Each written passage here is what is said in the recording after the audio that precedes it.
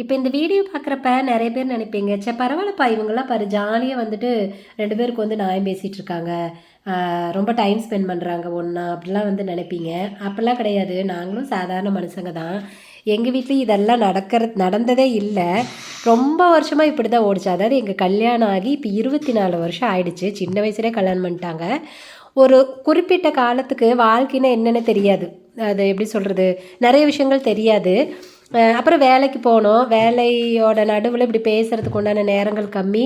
அப்போ வெளியில் நம்ம வந்து பேசுகிறது நிறைய இருந்ததுனால வீட்டுக்குள்ளார பேசாத இருந்தது நமக்கு அது பெருசாக தெரியலை. அப்புறம் நான் நினச்சிட்டேன் அவங்க சுபாவமே அப்படித்தான், அவங்க யார்கிட்டையும் அதிகம் பேச மாட்டாங்க, நம்மளுக்கே தெரியும் அப்படின்னு நானும் விட்டுட்டேன்.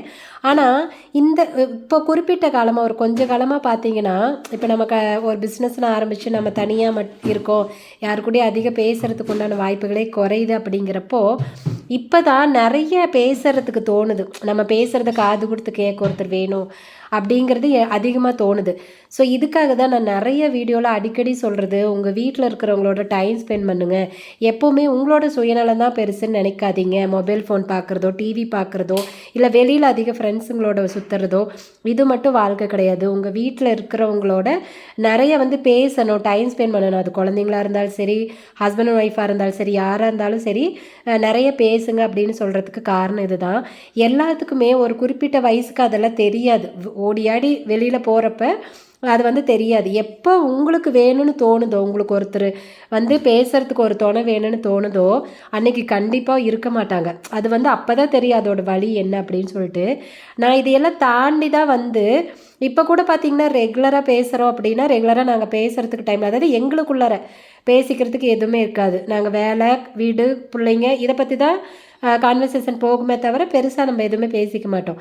இப்போ கூட பார்த்திங்கன்னா இப்போ மட்டும் நம்ம பர்சனலாக பேசுகிறத நான் சொல்லலை, பொதுவாக வீட்டில் என்ன நடக்குது, அடுத்தது நம்ம என்ன பண்ணலாம், நம்ம ஃப்யூச்சர் என்ன பண்ணலாம், ஸோ இது வரைக்கும் நடந்த சில விஷயங்கள் அது பற்றின கான்வர்சேஷன் நிறைய இருக்கும்.